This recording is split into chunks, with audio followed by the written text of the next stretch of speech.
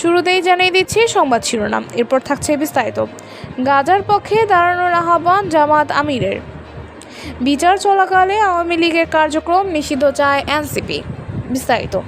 গাজাবাসীর ওপর চলমান হামলা ও গণহত্যা বন্ধে মুসলিম উম্মাহ সহ শান্তিপ্রিয় মানুষদের ঐক্যবদ্ধ হওয়ার আহ্বান জানিয়েছেন জামাত ইসলামী আমির ডাক্তার শফিকুর রহমান।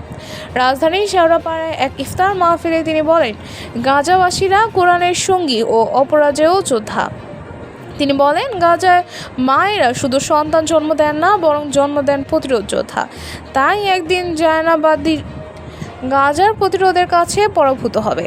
জামাত আমির আরও বলেন, সামর্থ্য অনুযায়ী সবাইকে মুসলিমদের পাশে দাঁড়াতে হবে। সমাজে ও রাষ্ট্রে কোরআনের শাসন প্রতিষ্ঠা হলে কোনো ধর্মের মানুষের এই সমস্যা থাকবে না। বিচার চলাকালে আওয়ামী লীগের কার্যক্রম নিষিদ্ধ চায় এনসিপি। বিস্তারিত। জাতীয় নাগরিক পার্টি এনসিপি আওয়ামী লীগের বিচার চলাকালে দলটির রাজনৈতিক কার্যক্রম নিষিদ্ধ করার দাবি জানিয়েছে। শুক্রবার রাজধানীর রূপায়ণ টাওয়ারে এক সংবাদ সম্মেলনে এনসিপির আহ্বায়ক নাহিদ ইসলাম বলেন, জুলাই গণহত্যার জন্য ফ্যাসিবাদী আওয়ামী লীগের বিচার করতে হবে। সংবাদ সম্মেলনে দলের সদস্য সচিব আক্তার হোসেন ঘোষণা দেন, আওয়ামী লীগের বিচার ও নিবন্ধন বাতিলের দাবিতে সারা দেশে বিক্ষোভ হবে।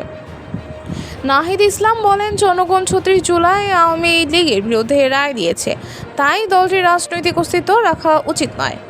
এই ছিল সর্বশেষ আপডেট। নতুন আরও আপডেট পেতে আমাদের সঙ্গেই থাকুন। ধন্যবাদ।